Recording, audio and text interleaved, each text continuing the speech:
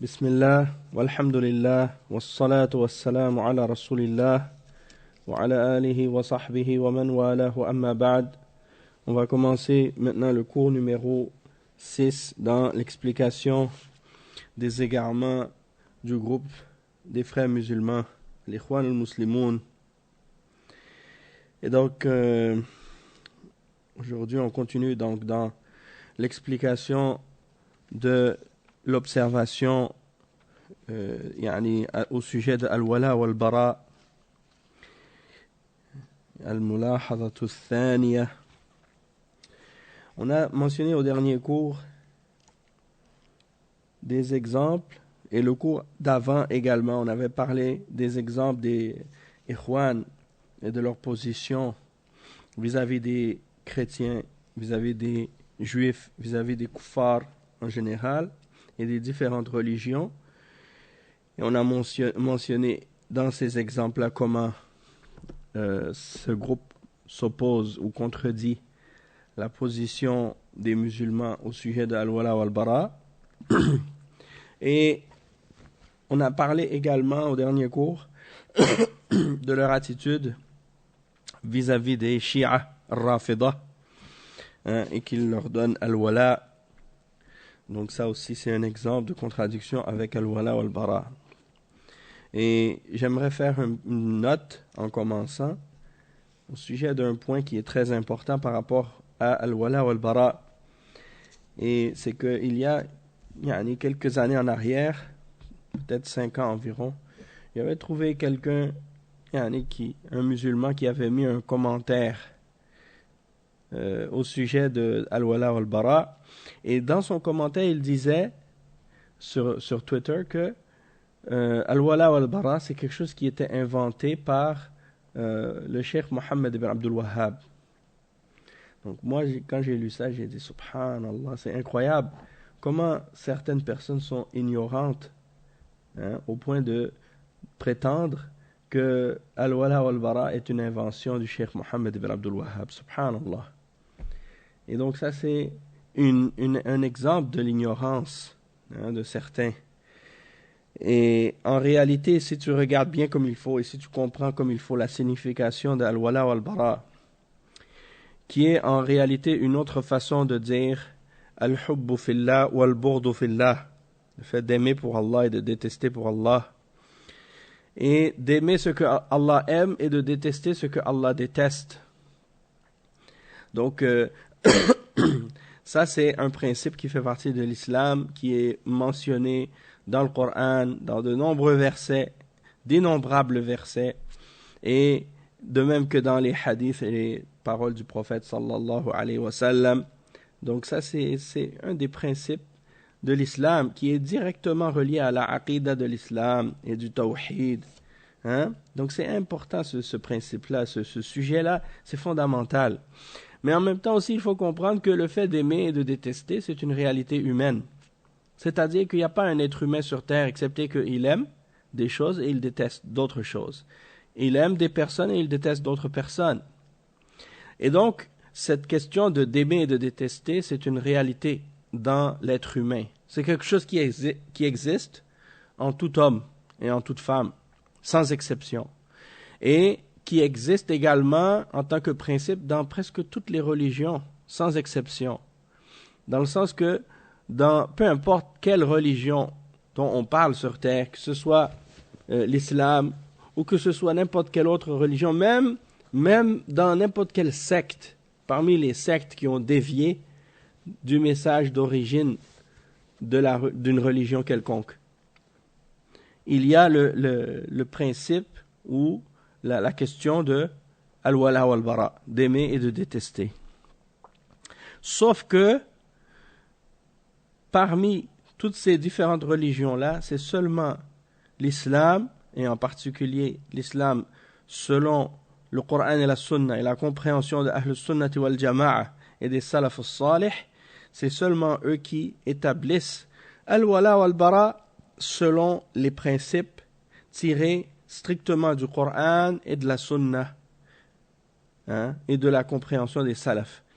Et tous les autres, eh bien, ils ont dévié dans leur amour et dans leur haine, c'est-à-dire qu'ils ont établi leur wala et leur bara sur d'autres caractéristiques, sur d'autres principes, sur d'autres éléments qui ne font pas partie des fondements de la foi basés sur la révélation divine.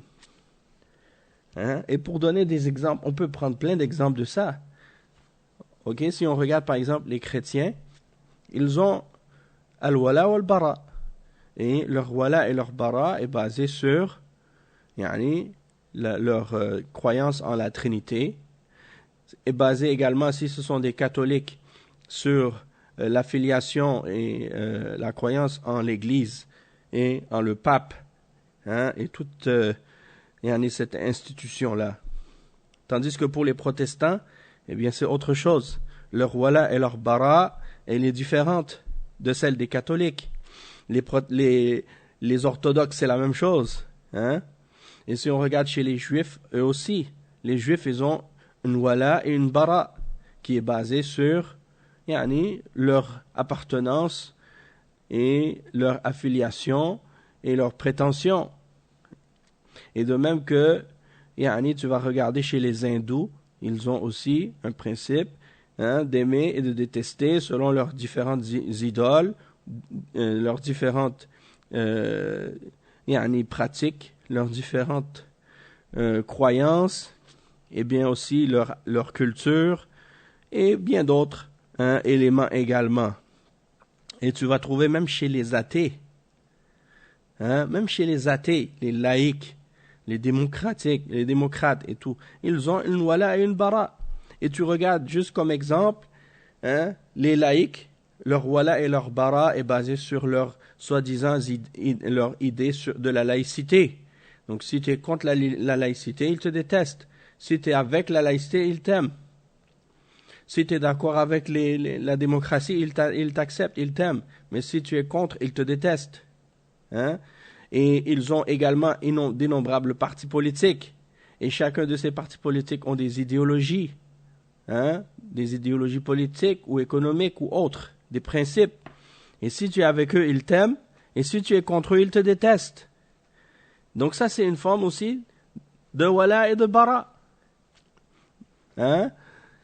Et si tu regardes les groupes de hizbiyya, et les sectes, et les groupes d'égarement parmi les musulmans, tu trouves chez les chiites, par exemple, une wala et une bara.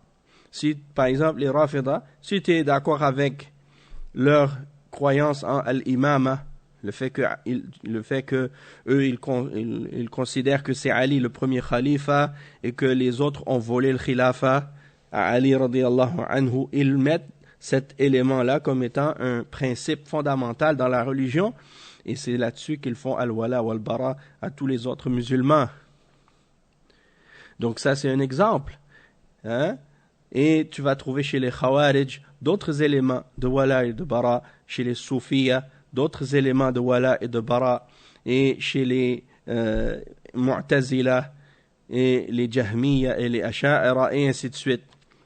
Tous ces groupes-là, ils ont différentes formes de wala et de bara basées sur différentes choses, mais ils ont tous une chose en commun, c'est qu'ils ont tous contredit le Coran et la Sunna dans leur façon d'appliquer et de croire en al-wala ou al-bara, et tandis que les gens de Ahl Sunna, leur wala et leur bara est basé sur les textes du Coran et de la Sunna, et ils ne font le wala et leur bara que selon qu'est-ce qui est en accord avec le Coran et la Sunna. Et c'est ça qui est important à comprendre. Donc qu'un individu arrive et qu'il dise que c'est le Cheikh Mohammed ibn Abdul Wahhab qui a inventé al-wala ou al-bara, ça c'est de la stupidité, c'est de l'ignorance, c'est une ineptie totale de prétendre ce genre de choses. Et Allah al-Musta'an, on va voir d'autres exemples de ça au fur et à mesure qu'on va avancer, Inch'Allah, dans le sujet. Parmi les exemples des Ikhwan et de leur wala envers les Shia, dans les paroles de leurs écrivains, de leurs poètes, de leurs penseurs, de leurs théoriciens, on a des exemples. Par exemple, lorsque Khomeini, le chiite Rafidi, a fait cette révolution chiite en Iran, eh bien, ils ont considéré cet homme, Khomeini, comme étant l'imam de la Ummah, le khalifa de la Ummah presque.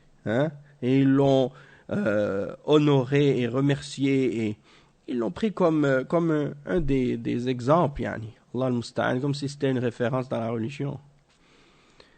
Même que en français, par exemple, on a trouvé une vidéo sur YouTube dans laquelle le frère de Tariq Ramadan, Hani Ramadan, prétend que Al-Khomeini c'est l'imam des musulmans. Allah al-Musta'an. Donc ça, c'est pour dire à quel point ces gens-là, ils ont dévié là-dessus.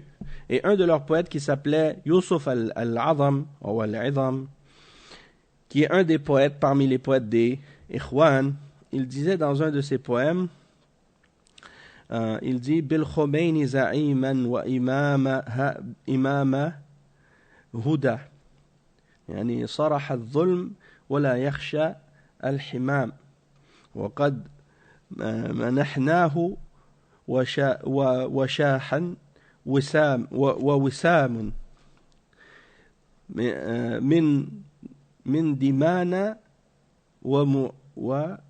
ومعينا للإمام ندمر الشرك ونحتاج الظلام ليعود الكون نورا وسلام. على كل حال il prétend que Al-Khomeini c'est lui leur guide, leur chef, et que il vient avec la guidance pour enrayer l'injustice. Il n'a pas peur.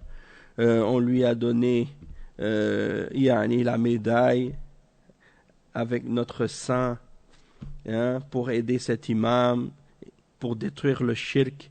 Et on a besoin des ténèbres pour que la lumière de l'islam et la paix puissent revenir, soi-disant. Donc ça, c'est un exemple de leur poème et comment ils décrivent Al-Khomeini comme étant leur imam. Wasarh al-dhulm et des choses de ce genre. Donc ça, c'est la preuve que ces gens-là sont ignorants en réalité. Ignorants de la réalité de la croyance des Rafida, et en particulier de Al-Khomeini, qui dit dans son livre Hukumat Islamiyya, il dit dedans que les prophètes, que les imams, c'est-à-dire Ali radiallahu anhu et ses fils et ses descendants, il croit que ceux-là ont une infaillibilité et une perfection qui dépasse le degré des anges et le degré des prophètes, et qu'ils ont une autorité devant laquelle tous les atomes de la création se soumettent et se prosternent. Donc, ça c'est du rouleau, et c'est même du shirk dans la ruboubiyya. Donc, ce genre de croyance, c'est une croyance de shirk et de kufr, et pourtant, eux, ils prennent cet homme-là comme leur exemple, comme leur guide, comme leur imam, Allah al-Musta'an, et ils lui font des éloges. Et il y a beaucoup d'autres citations de ce genre. Allah al-Musta'an. Il dit, on voit également un autre parmi les Ikhwan, Jabir Rizq, qui est parmi les écrivains des Ikhwan. Il dit وَقَدْ نَسِيَ صَدَّامْ حُسَيْنَ أَنَّهُ سَيُقَاتِلْ شَعْبًا تعداده 4 أضعاف الشعب العراقي وهذا هو الشعب المسلم الوحيد الذي استطاع أن يتمرد على الإمبريالية الصليبية واليهودية. Donc un de leurs écrivains dans le magazine Al-I'tisam, il écrit, et ça c'était à l'époque probablement de la guerre entre l'Iran et l'Irak, avec Saddam Hussein, quand il combattait contre Al-Khomeini. Il dit, Saddam Hussein a oublié qu'il va combattre un peuple qui a un nombre 4 fois plus grand que celui du peuple irakien, et que c'est le seul peuple musulman qui a été capable de repousser l'impérialisme des croisés et des juifs. voulant dire des chrétiens et des juifs. Yani, ça c'est de l'ignorance et de l'exagération. Hein? De l'ignorance et de l'exagération envers les Rafida et les Shia. De plus que les Ikhwan en Afghanistan, ils ont armé, hein, ils ont armé les communistes, les Batiniya parmi les Shia et les Rafida parmi les Shia contre le peuple afghan. Et ils ont beaucoup d'autres trahisons connues dans leur histoire et dans leurs exemples. Allah al-Musta'an. Donc, un des exemples ici qui est évident, c'est que on voit que lorsqu'il y avait le conflit entre l'Iran et l'Irak, à l'époque de Khomeini, entre Saddam Hussein et Khomeini, eux, ils prenaient la position de défense de Khomeini contre Saddam Hussein. Ça, c'était la position des Ikhwan quand il y a eu la guerre entre l'Iran et l'Irak. Ils défendaient Khomeini contre Saddam Hussein. Hein? Allah al-Musta'an. Tandis que, à ce moment-là, l'Arabie Saoudite prenait le côté ou la défense de Saddam Hussein contre Al-Khomeini. Et la raison de ça, si tu comprends la aqidah et si tu comprends le manhaj, hein, tu comprends que l'égarement et le danger des Shia Rafida est beaucoup plus grand que le danger du parti Ba'ath à cette époque-là et à ce moment-là. Parce que un d'entre eux parle au nom de l'islam, c'est-à-dire les Rafida, ils parlent au nom de l'islam alors qu'ils combattent l'islam, tandis que Saddam Hussein, qui est le représentant du parti Ba'ath, qui est un parti socialiste communiste, il ne parle pas au nom de la religion. Hein? Il parle au nom des principes et des idées des kuffars. Donc il n'y a pas d'ambiguïté. Hein? Il n'y a pas d'ambiguïté pour celui qui comprend la religion entre ces deux-là. Donc le fait que les Ikhwan défendent les Rafida, Shia, contre Saddam Hussein à cette époque-là, c'était quelque chose qui est contradictoire, surtout qu'on sait que l'Irak était un pays sunni, tandis que les Rafida sont... l'Iran, c'est un pays qui défend la croyance des Rafida et qui veut s'étendre et étendre leurs frontières, justement, pour agrandir leur territoire. Allah musta'an. Et dans la guerre du Golfe, eh bien, on voit comment les Ikhwan ont changé de camp. Et donc, ils se sont placés en défense de Saddam Hussein, contre l'Arabie Saoudite. Et donc, tu vois comment ils font des jeux politiques, mais dans leur façon de prendre position, ils ne tiennent pas compte du tout de la aqidah ou al-wala wal-bara, puisque dans le conflit de la guerre du Golfe, ils ont pris la défense de Saddam Hussein, un Ba'athi, chiite, contre l'Arabie Saoudite, qui est un pays sunni, qui appelle au tawhid et à la sunna, et qui défend l'islam et la charia. Comment tu peux, dans des conflits comme ça, toujours prendre le côté des gens qui sont dans l'égarement contre les gens qui sont clairement soit sur la vérité, ou soit dans une position qui est moindre par rapport à l'égarement. Donc ça, c'est un exemple. Et les ulama, ils ont mentionné comme exemple à ce sujet-là le verset dans Surat Ar-Rum.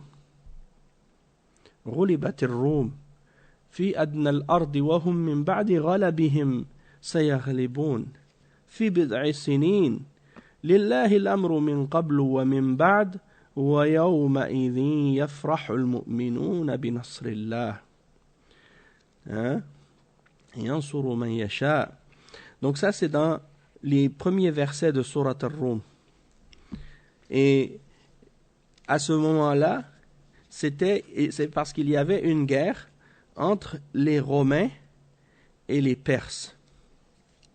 Et les Romains avaient été vaincus. Et les Perses avaient eu la victoire sur les Romains. Alors les mouchrikines étaient contents.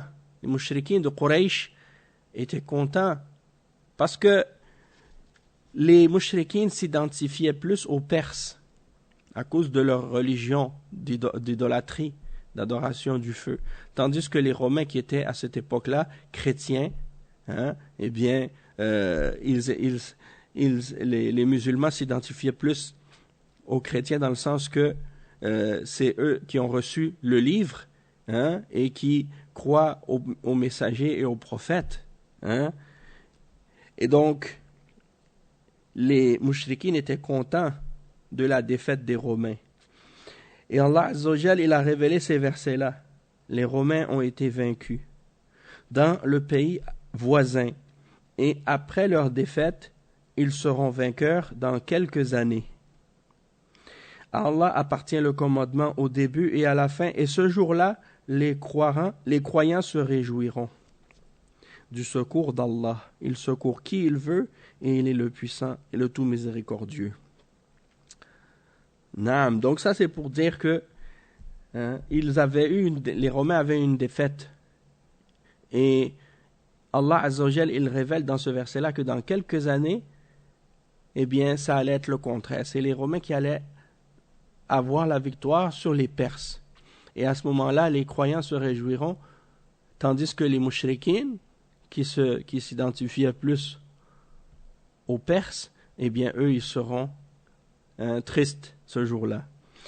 Tout ça pour dire que, malgré que les chrétiens sont des kuffars et des mouchrikines, mais ils sont plus proches de l'islam et des musulmans que les majous et les zoroastriens. Et donc, c'est pour dire que lorsqu'on regarde et qu'on analyse les différentes positions que les gens adoptent, eh bien, on voit que le musulman, il doit toujours tenir compte de la aqidah et de la croyance, et pas analyser les gens juste une analyse purement matérialiste, purement d'intérêt. Non, il doit analyser la situation du point de vue de la aqidah de l'islam, du tawhid et de la sunnah, pour distinguer entre les groupes et entre les personnes. Sinon, eh bien, il va contredire les principes de la religion et il va défendre celui qui ne mérite pas qu'on le défende. Et il va s'opposer à celui qui mérite qu'on le soutienne, comme c'est le cas malheureusement chez les gens d'égarement comme les Ikhwan. Et on a des exemples de ça dans beaucoup de pays, dans beaucoup de situations, et ainsi de suite.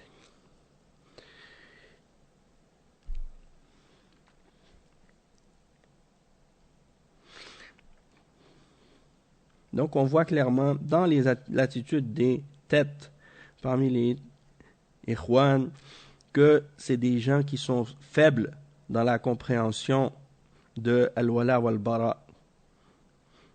Et parfois même, ils tombent dans l'extrémisme aussi dans al-wala wal-bara.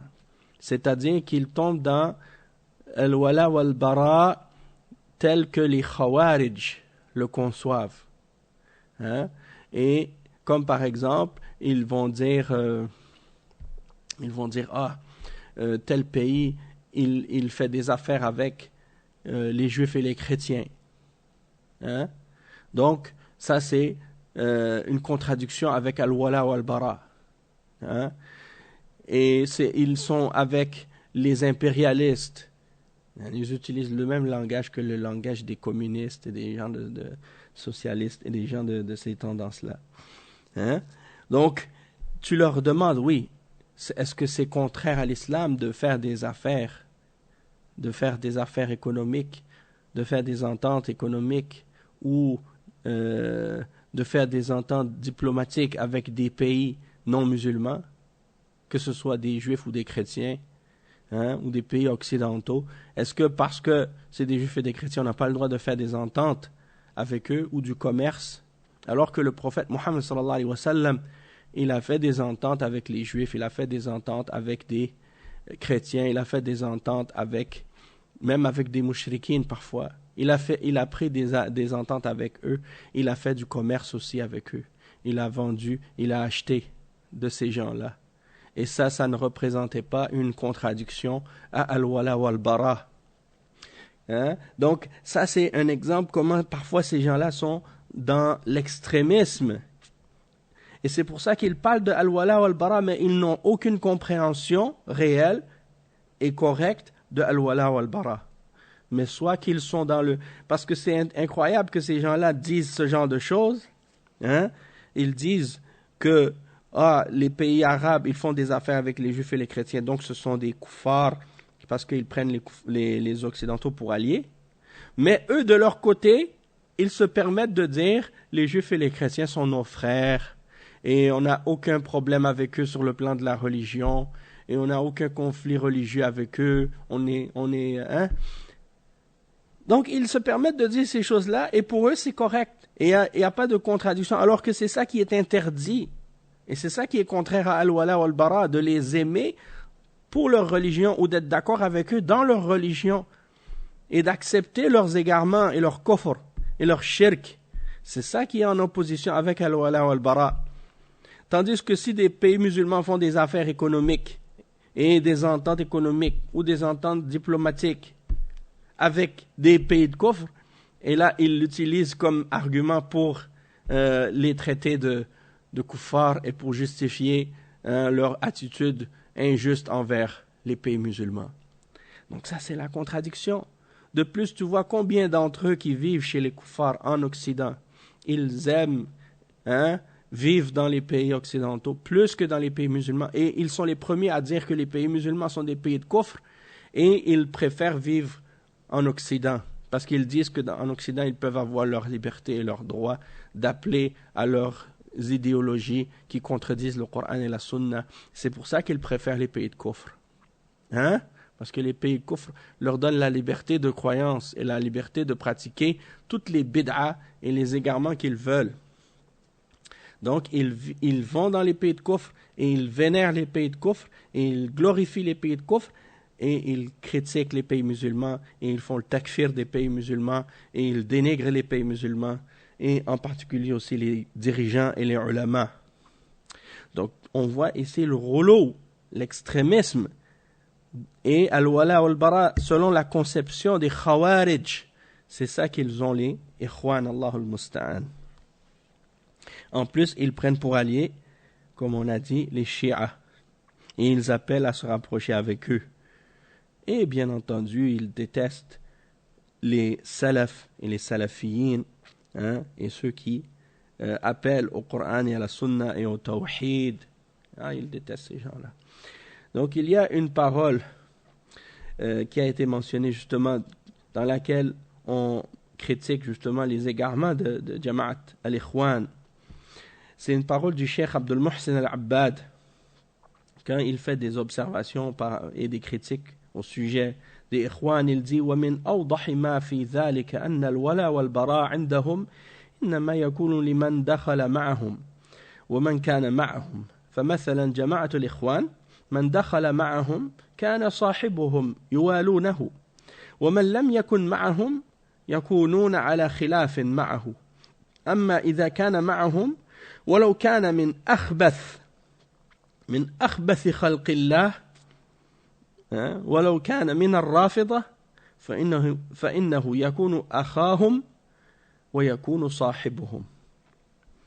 Donc le cheikh Abdul Muhsin al-Abbad, hafidhahullah, il décrit la réalité du groupe des frères musulmans. Il dit que l'une des affaires les plus claires à propos des Ikhwan, c'est que pour eux, al-wala wal-bara, c'est lorsque tu rentres avec eux, tu es leur allié. Et ils sont avec toi. Comme par exemple, si tu rentres avec les Ikhwan, eh bien, tu vas être leur compagnon. Ils vont te prendre pour allié, ils vont te supporter, ils vont t'aimer. Mais si tu n'es pas avec eux, ils vont te prendre en conflit. Et ils vont être en conflit avec toi. Il dit, et pourtant, même si tu es avec eux, même si tu es la pire des personnes, la pire des créatures d'Allah. Même si tu étais parmi les Rafida, les Shia al-Rafida, hein, tu vas être considéré comme leur frère et leur compagnon. Donc ça c'est grave. Et les ulama de Ahl Sunnah, ils ont fait des fatwas et des clarifications sur ces sujets-là. Et ils ont mentionné le hukm shar'i à propos de ceux qui disent par exemple, hein, nous considérons un tel comme étant notre frère, hein, parmi les chrétiens, et un tel ce sont nos frères parmi les juifs, et ainsi de suite. Est-ce que c'est permis à un musulman de dire ce genre de choses? Parce qu'il y a des groupes, il y a des gens, il y a des individus qui font la promotion de ça. Donc, les ulama de l'islam, alhamdulillah, depuis longtemps, depuis des siècles, ils ont clarifié cette question-là et ce sujet-là. Et ils ont expliqué la position de l'islam sur ça. On a les fatwas des grands imams et des grands ulama, Cheikh Ibn Baz, Cheikh Ibn Uthaymin, Cheikh Al-Albani, hein, Cheikh Al-Fawzan, Cheikh Al-Luhaydan, Cheikh Abdul Muhsin, Al-Abbad, Cheikh Rabi' Al-Madkhali, Cheikh Ubaid, Al-Jabiri, et beaucoup d'autres parmi les grands ulama, Cheikh Muhammad Aman, et bien d'autres, Cheikh Muhammad ibn Ibrahim, qui ont clarifié le hukm de ceux qui appellent à ces idées de rapprochement et d'unification et de dialogue avec les kuffars. Hein? Même si aujourd'hui il y en a certains qui disent regardez un tel en Arabie Saoudite, il appelle à ci, il appelle à ça, il appelle au rapprochement. Les fatwas sont là, les preuves sont là, les clarifications des ulama sont là. Les ulama jusqu'à aujourd'hui, ils sont contre ces idées-là. Et peu importe, même si certains ils ont signé des ententes ou des chartes ou je sais pas quoi, hein? Ces chartes-là, tu vas pas trouver des ulama salafiyin d'Ahl Sunnah qui signent ce genre de charte. Jamais. Hein? Et donc, c'est pour ça, ici, on a un exemple. Une fatwa de Lajnat al-Da'ima. On a posé la question, هل يمكن أن نعتبر المسيحيين إخواننا مثل المسلمين تماما دون تفرقة؟ Donc, la question, c'est quoi? Est-ce qu'il est permis de considérer les chrétiens comme nos frères, de la même manière que les musulmans, complètement, comme les musulmans, sans faire de distinction? Et voici ce que Lajnat al-Da'ima, le comité permanent de l'IFTA en Arabie Saoudite, a répondu à ce sujet-là.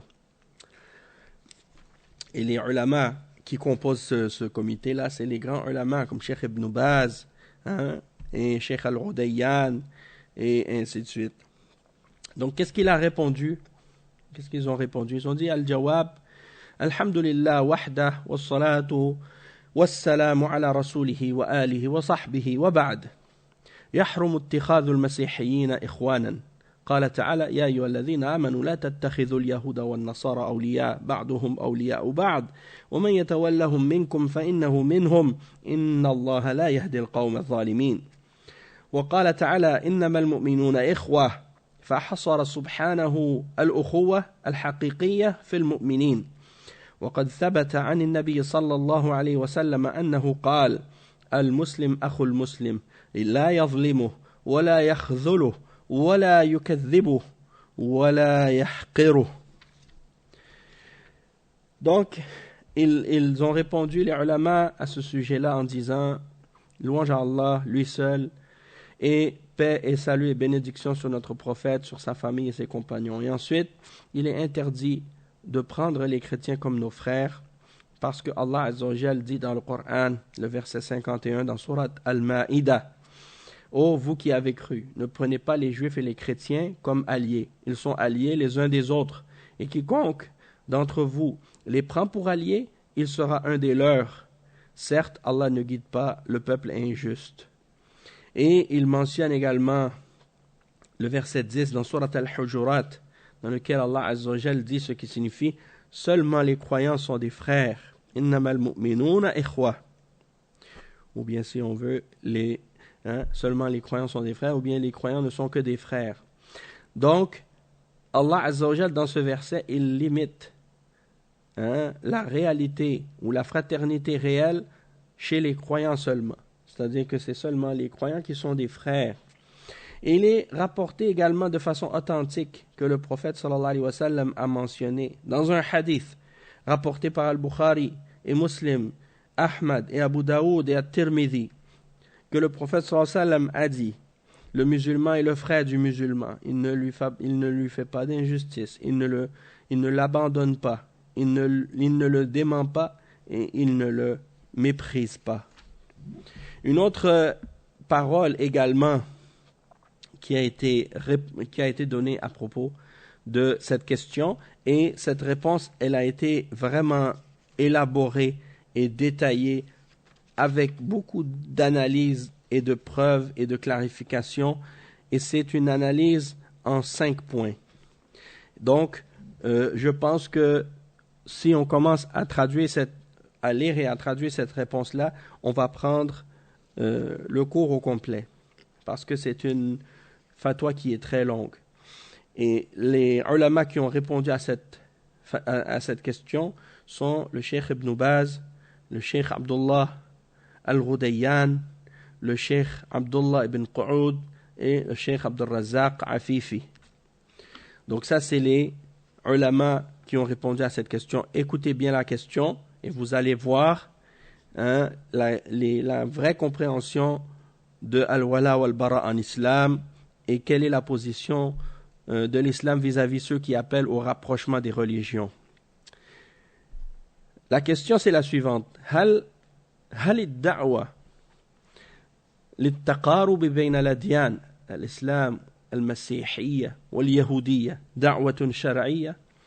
وهل يجوز للمسلم المؤمن حقا أن يدعو لها يعمل على تقويتها؟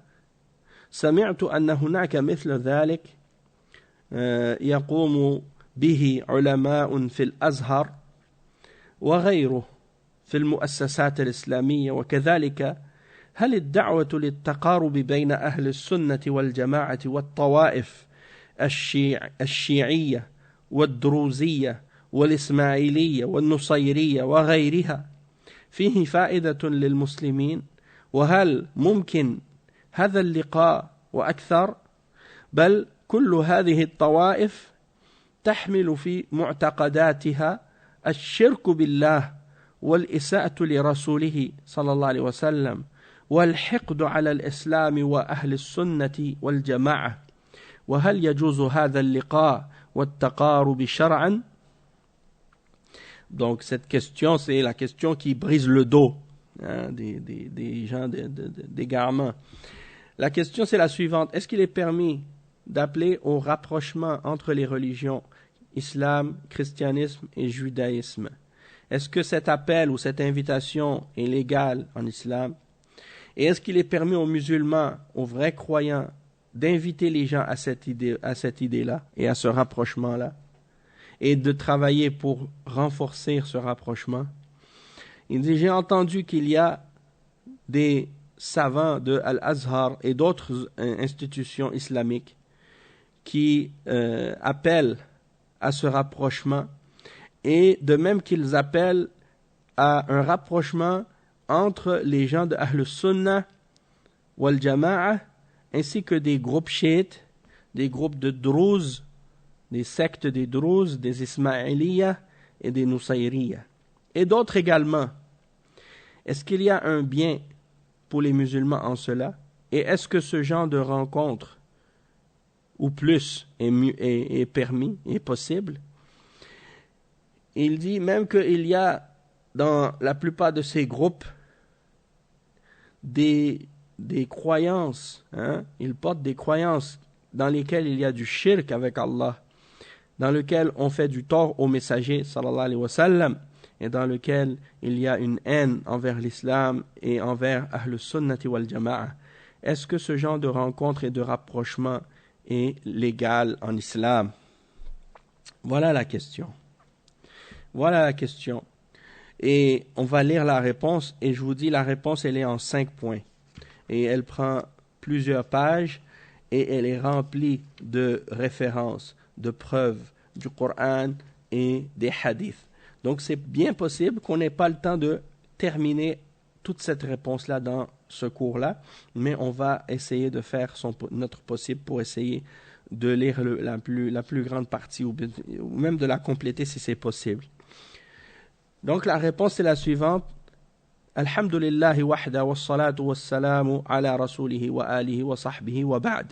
أولا أصول الإيمان التي أنزل الله بها كتبه على رسله التوراة والإنجيل والزبور والقرآن والتي دعت إليها رسله عليه الصلاة والسلام إبراهيم وموسى وعيسى وغيرهم من الأنبياء والمرسلين كلها واحدة بشر سابقهم بلاحقهم وصدق لاحقهم بسابقهم وصدق لاحقهم سابقهم وأيده ونوه بشأنه وإن اختلفت الفروع في الجملة حسب مقتضيات الأحوال والأزمان ومصلحة العباد حكمة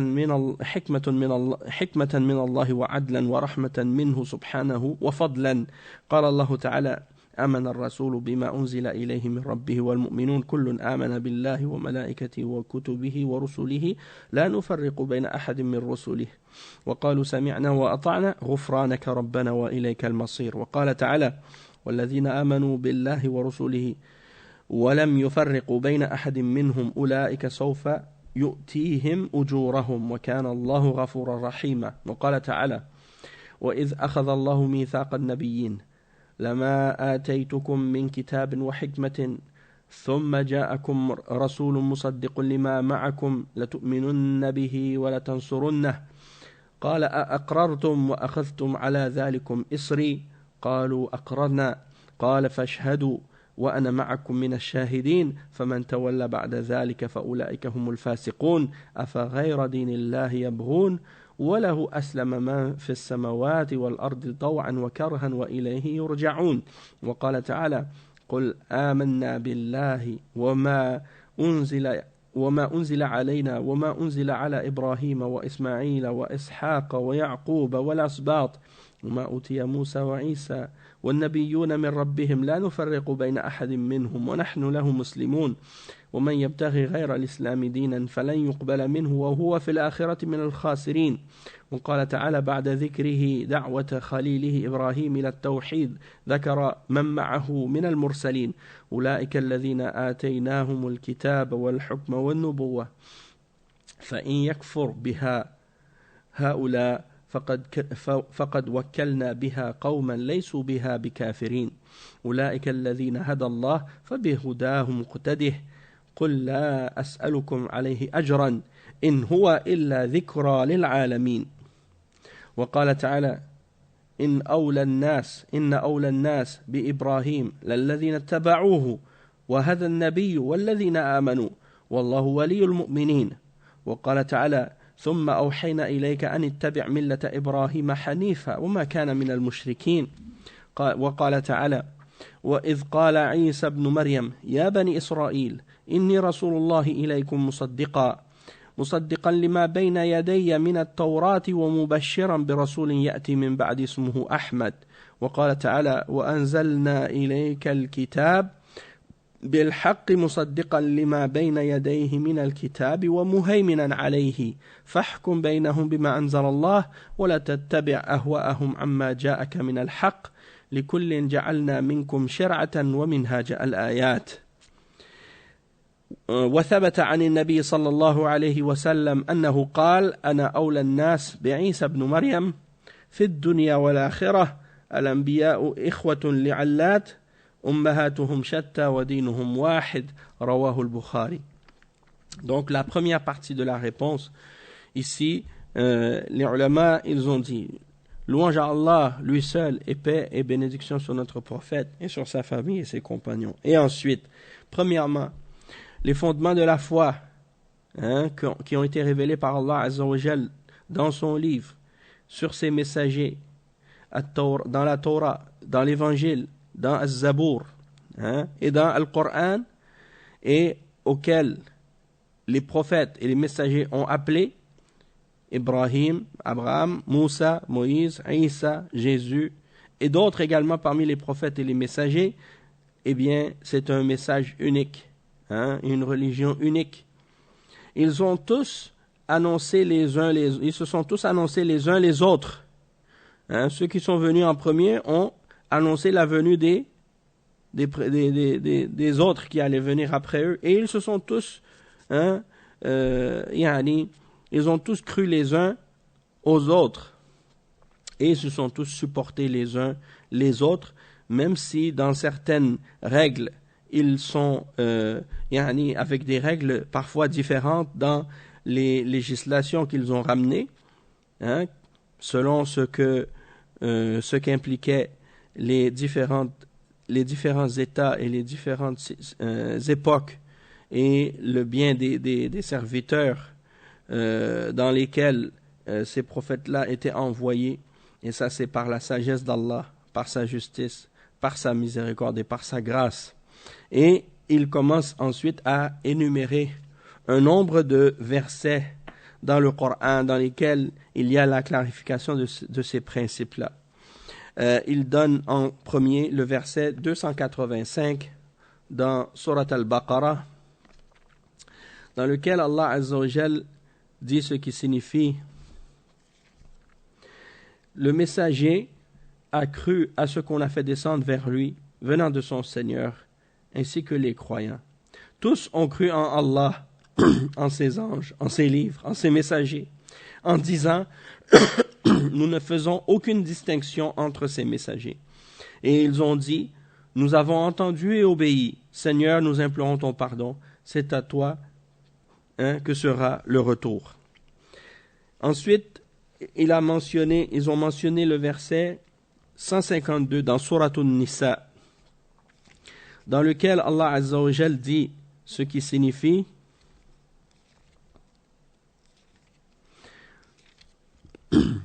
et ceux qui croient en Allah et en ses messagers, et qui ne font point de différence entre ces derniers, voilà ceux à qui il donnera leur récompense, et Allah est pardonneur et miséricordieux. Il a ensuite mentionné les versets 81 à 83 dans Surat Al-Imran, dans lequel Allah Azza wa Jal dit ce qui signifie: et lorsqu'Allah a pris cet engagement des prophètes, chaque fois que je vous accorderai un livre et de la sagesse, et qu'ensuite un messager vous viendra confirmer ce qui est avec vous, vous devrez croire en lui et vous devrez lui apporter secours. Il leur dit: consentez-vous et acceptez-vous mon pacte à cette condition? Ils dirent: nous consentons. Soyez-en donc témoins, dit Allah, et me voici donc avec vous parmi les témoins. Quiconque ensuite tournera le dos, alors ce sont eux qui seront les pervers. Désire-t-il une autre religion que celle d'Allah, alors que se soumet à lui, bon gré mal gré, qu'il le veuille ou non, tout ce qui existe dans les cieux et sur la terre, et que c'est vers lui qu'ils seront ramenés. Et ensuite, ils ont cité les versets 84 et 85, dans lesquels Allah Azza wa Jal dit ce qui signifie: dit: nous croyons en Allah, à ce qu'on a fait descendre sur nous, à ce qu'on a fait descendre sur Abraham, sur Ismaïl, sur Ishaq, sur Yaqub, sur les tribus, et ce qui a été apporté à Moïse et à Jésus et aux autres prophètes de la part de leur Seigneur. Nous ne faisons aucune différence entre eux, et c'est à lui que nous sommes soumis. Et quiconque désire une autre religion que l'islam ne seront point agréés, et il sera dans l'au-delà parmi les perdants. Et ensuite, ils ont cité les versets 89 et 90 dans Surat Al-An'am. 89 et 90 dans Surat Al-An'am, dans lesquels Allah Azza wa Jal dit ce qui signifie: ceux à qui nous avons apporté le livre, la sagesse et la prophétie, c'est à eux que nous avons apporté le livre, la sagesse et la prophétie. Si ceux-là n'y croient pas, du moins nous avons confié ces choses à des gens qui ne les nient pas. Voilà ce qu'Allah a guidé. Suis donc leur direction. Dis, ô Muhammad, je ne vous demande pas pour cela de salaire, ce n'est qu'un rappel à l'intention de tout l'univers. De tout l'univers. Et ils ont cité également le verset 68 dans Surat Al-Imran, dans lequel Allah Azza wa Jal a dit, ce qui signifie: certes, les hommes les plus dignes de se réclamer d'Abraham sont ceux qui l'ont suivi, ainsi que ce prophète-ci, c'est-à-dire Muhammad sallallahu alayhi wa sallam, et ceux qui ont la foi. Et Allah est l'allié des croyants. Et ils ont cité également le verset 123 dans Surat An-Nahl. Le verset 123 dans Surat An-Nahl, dans lequel Allah Azza wa Jal dit ce qui signifie: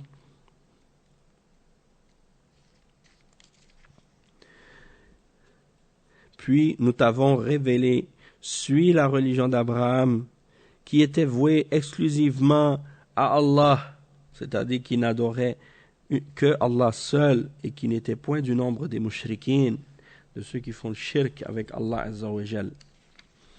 Puis ils ont cité le verset 6 dans Surat As-Saff, dans lequel Allah Azza wa Jal dit ce qui signifie: et lorsque Jésus, le fils de Marie, dit: ô fils d'Israël, je suis pour vous le messager d'Allah, qui vient confirmer ce qui est révélé avec vous de la Torah et qui vient annoncer la venue d'un messager qui viendra après moi, dont le nom sera Ahmad. Et le verset 48 dans Surat Al-Ma'idah, dans lequel Allah Azza wa Jal dit ce qui signifie: et sur toi, Muhammad, nous avons fait descendre le livre avec la vérité pour confirmer le livre qui était là avant lui et pour prévaloir sur lui. Juge donc parmi eux d'après ce que Allah a fait descendre, ne suis pas leur passion, loin de ce qui t'est venu de la vérité. À chacun de vous, nous avons assigné une législation et un plan à suivre. Donc ça, ce sont les versets qui ont été mentionnés pour la première partie de cette réponse. La deuxième partie, les ulama ont dit وَثَبَتَ عَنِ النَّبِيِّ صَلَّى اللَّهُ عَلَيْهِ وَسَلَّمَ. Oui, avant ça, il a mentionné un hadith également. Le prophète sallallahu alayhi wa sallam a mentionné un hadith à la fin du premier point, et c'est le hadith rapporté par Al-Bukhari dans lequel il dit ce qui signifie je suis le premier, ou bien plutôt je suis celui qui a le plus, qui mérite plus disons de reconnaître et de s'associer à Jésus le fils de Marie dans ce bas monde et dans l'au-delà. C'est-à-dire je suis celui qui a le plus de droits et qui mérite plus de reconnaître Jésus le fils de Marie dans ce bas monde et dans l'au-delà. Il dit parce que les prophètes sont des frères de mères différentes, mais leur religion est unique.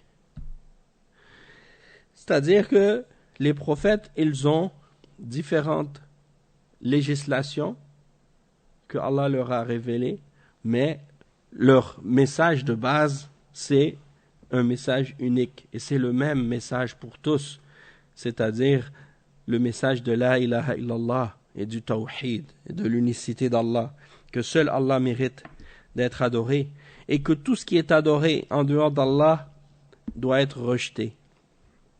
C'est ça le message commun de tous les prophètes et de tous les messagers, et c'est l'islam. Le point numéro 2, ثانيا حرف اليهود والنصارى الكلم عن مواضعه وبدلوا قولا غير الذي قيل لهم فغيروا بذلك أصول دينهم وشرائع ربهم من ذلك قول اليهود عزير بن الله، وزعمهم أن الله مسه لغوب وأصابه تعب من خلق السماوات والأرض وما بينهما في 6 أيام فاستراح يوم السبت.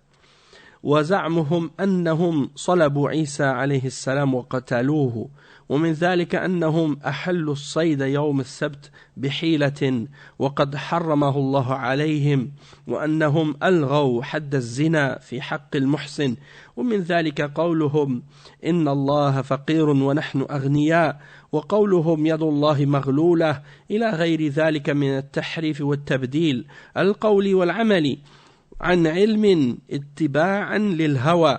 ومن ذلك زعم النصارى أن المسيح عيسى بن مريم ابن الله وأنه إله مع الله، وتصديقهم اليهود في زعمهم أنهم صلبوا عيسى عليه السلام وقتلوه.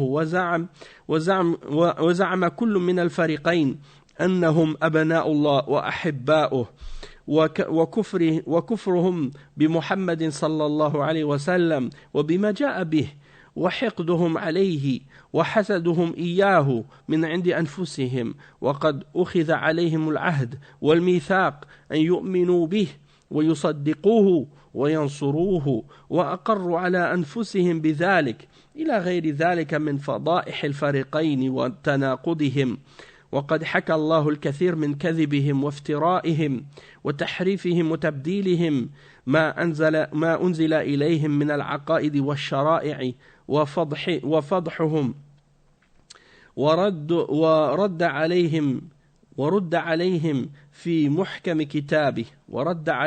محكم كتابه. قال الله تعالى: فويل للذين يكتبون الكتاب بأيديهم ثم يقولون هذا من عند الله ليشتروا به ثمنا قليلا، فويل لهم مما كتبت أيديهم وويل لهم مما يكسبون.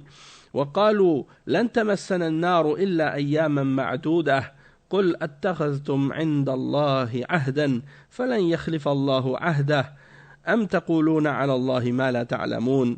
وقال تعالى: وقالوا لن يدخل الجنة إلا من كان هودا أو نصارى، تلك أمانيهم، قل هاتوا برهانكم إن كنتم صادقين.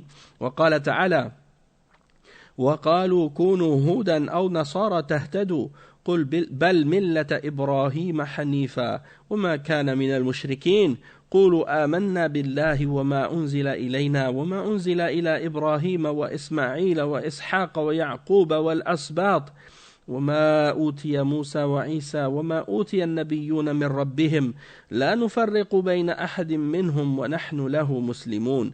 وقال تعالى: وإن منهم لفريقا يلوون ألسنتهم بالكتاب لتحسبوه من الكتاب وما هو من الكتاب ويقولون هو من عند الله وما هو من عند الله ويقولون على الله الكذب وهم يعلمون. وقال تعالى: فبما نقضهم ميثاقهم وكفرهم بآيات الله وقتلهم الأنبياء بغير حق وقولهم قلوبنا غلف بل طبع الله عليها بكفرهم فلا يؤمنون إلا قليلا. وبكفرهم وقولهم على مريم بهتانا عظيما، وقولهم إنا قتلنا المسيح عيسى ابن مريم رسول الله وما قتلوه وما صلبوه ولكن شبه لهم، وإن الذين اختلفوا فيه لفي شك منه وما لهم به من علم إلا اتباع الظن وما قتلوه يقينا بل رفعه الله إليه وكان الله عزيزا حكيما. وقال تعالى: وقالت اليهود والنصارى نحن أبناء الله وأحباؤه، قل فلما يعذبكم بذنوبكم بل أنتم بشر ممن خلق. وقال تعالى: وقالت اليهود عزير ابن الله وقالت النصارى المسيح ابن الله، ذلك قولهم بأفواههم يضائهون قول الذين كفروا من قبل قاتلهم الله أنى يؤفكون، اتخذوا أحبارهم ورهبانهم أربابا من دون الله والمسيح ابن مريم. وقال تعالى: ود كثير من أهل الكتاب لو يردونكم من بعد إيمانكم كفارا حسدا من عند أنفسهم من بعد ما تبين لهم الحق، إلى غير ذلك مما ينقضي منه العجب من افترائهم وتناقضهم ومخازيهم وفضائحهم والقصد ذكر نموذج من أحوالهم ليبنى عليها الجواب فيما يأتي. Donc ici, dans ce deuxième point de la réponse, les ulama ont dit que les juifs et les chrétiens ont déformé la parole et l'ont déformé de son contexte. Ils ont également transformé et modifié la parole qu'on leur avait ordonné de dire, et ils ont changé les fondements de la religion et des législations qui leur venaient de la part de leur Seigneur. Et parmi cela, l'exemple de la parole des Juifs lorsqu'ils ont dit que Uzair est le fils d'Allah dans le verset 30 dans Surat At-Tawbah, et également le fait qu'ils prétendent que Allah Azza wa Jal a été pris de fatigue après avoir créé la terre et les cieux en 6 jours et qu'il s'est reposé le 7e. Et la prétention également d'avoir tué Jésus, le fils de Marie, et de l'avoir crucifié. Et également le fait d'avoir permis de pêcher les poissons le jour du sabbat en utilisant des ruses. Et le fait également, donc ils font ça alors que Allah leur avait interdit de le faire. C'était interdit pour eux de travailler le jour du sabbat.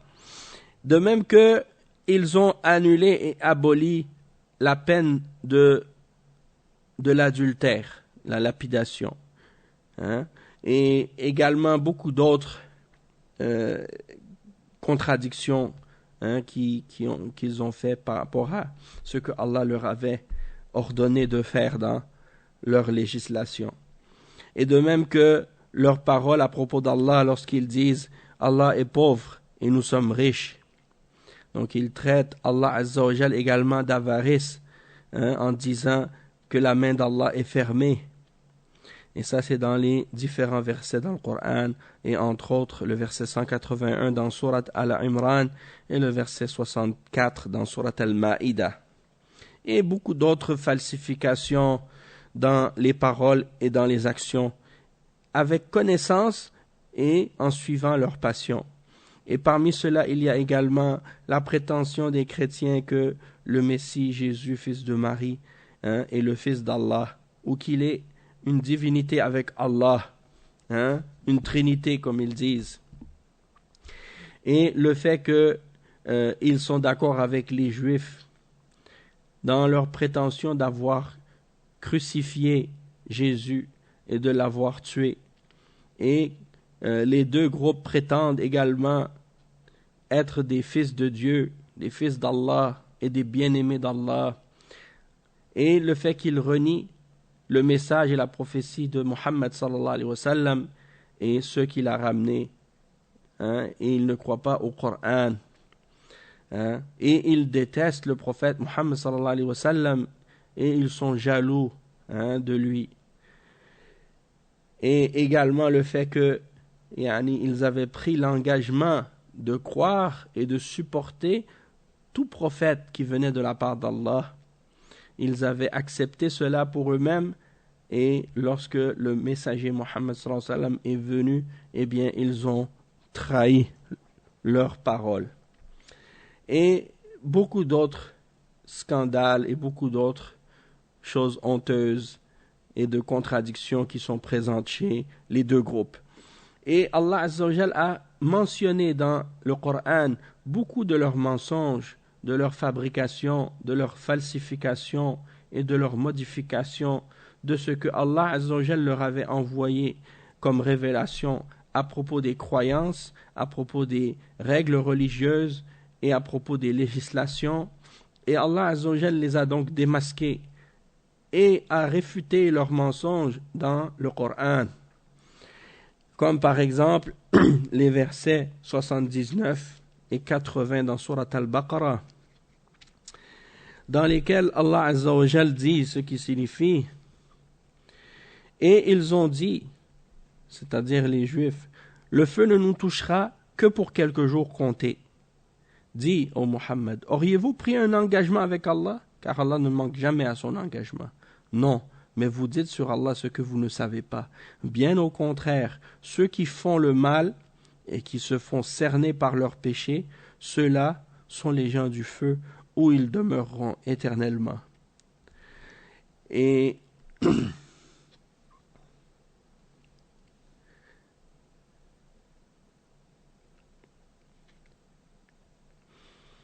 le verset ensuite qui a été mentionné comme exemple, c'est le verset 111 dans Surat Al-Baqarah également, dans lequel Allah Azza wa Jal dit ce qui signifie. Et ils ont dit, c'est-à-dire les juifs et les chrétiens, nul n'entrera au paradis, sauf juifs ou chrétiens. Voilà leur chimère. Dit, donnez vos preuves si vous êtes véridiques.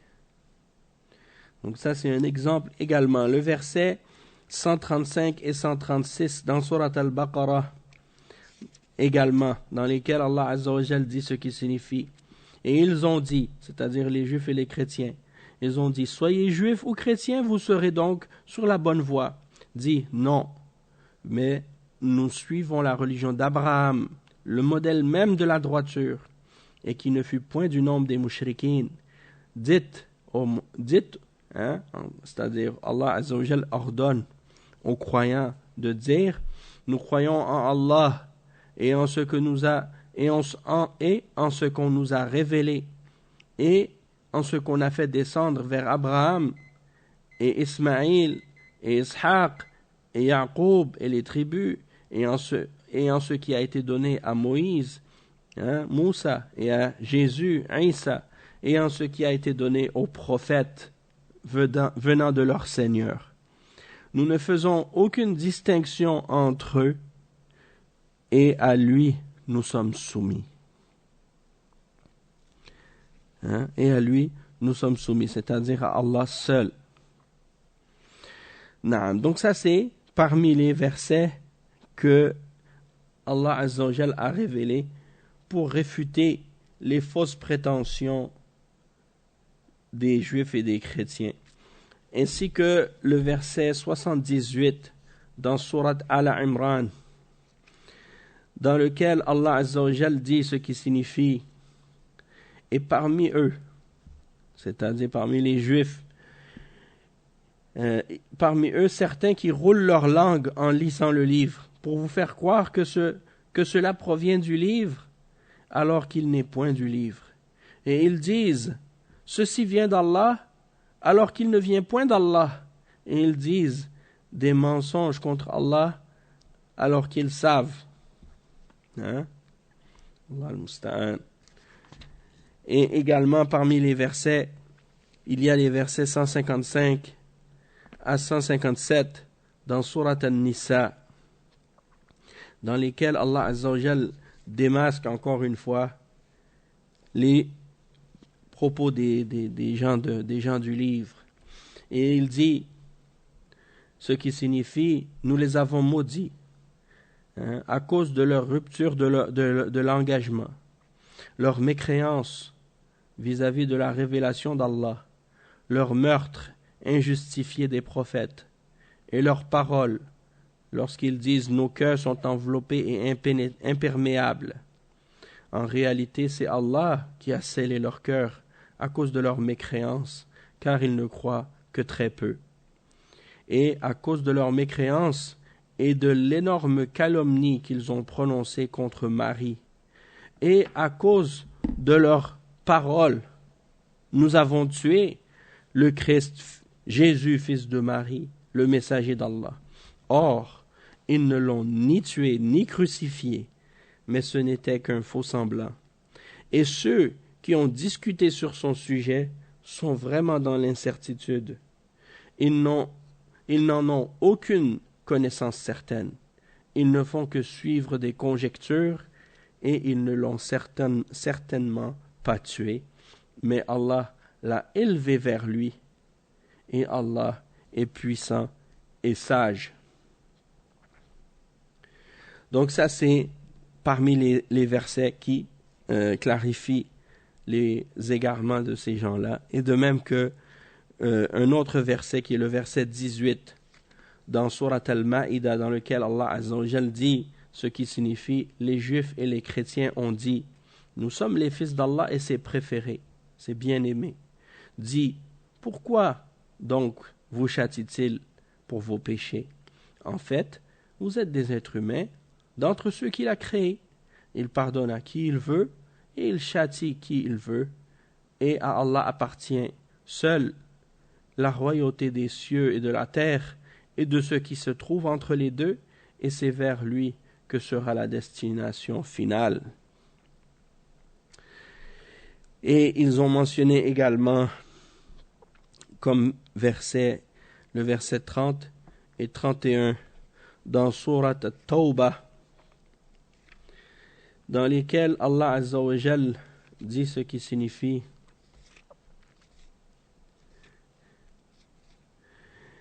les Juifs disent Uzair est le fils d'Allah et les chrétiens disent le Christ est le fils d'Allah. Et en passant ici à propos de ça, il est important de comprendre ou de savoir que si tu retournes par exemple à l'Ancien Testament, il y a énormément d'individus qui sont appelés fils d'Allah, dans leurs livres, les Juifs. Et beaucoup d'individus même qui sont appelés le premier-né d'Allah. Et donc, ça c'est des choses qui ont ouvert la porte à l'idolâtrie et au shirk des chrétiens par la suite. Allah al-Musta'an. Donc ici, dans ces versets 30 et 31, dans Surat At-Tawbah, Allah Azza wa Jal, il réfute ces propos-là. Les Juifs disent Uzair est le fils d'Allah, et les chrétiens disent le Christ est le fils d'Allah. Telle est leur parole provenant de leur bouche. Ils imitent le dire des mécréants avant eux, les Romains, les Grecs et les autres, parmi les mouchriquines, les hindous, les hindous et les Égyptiens qui croyaient en toutes sortes d'idéologies comme ça, de mythologie, que Dieu avait des fils et des choses de ce genre. Donc telle est leur parole provenant de leur bouche. Ils imitent le dire des mécréants avant eux, qu'Allah les anéantisse, comme ils s'écartent de la vérité. Ils ont pris leurs rabbins et leurs moines, ainsi que le Christ, fils de Marie, comme des seigneurs en dehors d'Allah, alors qu'on leur a commandé que d'adorer un Dieu unique, pas de divinité à part lui. Gloire à lui, il est au-dessus de ce qu'il lui associe. Donc ça c'est parmi les versets. Également le verset 109 dans Surat Al-Baqarah. Et on va terminer avec ce verset, le verset 109 dans Surat Al-Baqarah, dans lequel Allah Azza wa Jal dit ce qui signifie nombre des gens du livre aimeraient par jalousie de leur part pouvoir vous rendre mécréants après que vous ayez eu la foi et après que la vérité s'est manifestée à eux. Pardonnez et oubliez jusqu'à ce qu'Allah fasse venir son commandement. Allah est très certainement omnipotent. Et donc ça fait partie des versets en question qui dévoilent clairement les mensonges et les contradictions et les choses honteuses que ces gens-là ont fait par rapport à leur religion et comment ils ont falsifié même les principes et les croyances de leur religion. On voit que chez ces gens-là, à chaque 100 ans, leur religion, elle se modifie, elle change. Ils affirment ce qu'ils niaient et ils nient ce qu'ils affirmaient, et ainsi de suite. Tout ça pour faire plaisir aux gens et suivre la passion des hommes, au lieu de s'accrocher fermement à la vérité qui est révélée par Allah. Et ils souhaiteraient que nous, les musulmans, nous faisions la même chose qu'eux, en déformant les enseignements de notre religion également, pour qu'on soit mécréants comme eux, pour qu'on devienne des koufars comme eux, ils le sont devenus. Allah al-Musta'an. Et les ulama qui ont répondu dans ces deux premiers points-là, ils ont dit que le but d'avoir mentionné ces exemples, c'est d'établir un modèle au sujet de leur état pour bâtir la suite de la réponse, les 3 autres points qui restent à clarifier. Donc nous, on va s'arrêter ici pour aujourd'hui parce que on a dépassé le temps déjà. Donc on ne veut pas que le cours soit trop long de toute façon. Et à partir du prochain cours, Inch'Allah, on va terminer la clarification de cette fatwa dans lequel on explique le verdict au sujet de ceux qui appellent au rapprochement et au rapprochement et l'unification des religions dans cette fatwa-là. Donc, on va la compléter au prochain cours, Inch'Allah. Subhanakallahumma wa bihamdik, ashhadu an la ilaha illa ant, astaghfiruka wa atubu ilayk, wa sallallahu wa sallam ala nabiyyina Muhammad wa ala alihi wa sahbihi ajma'in. Wassalamu alaykum wa rahmatullahi wa barakatuh.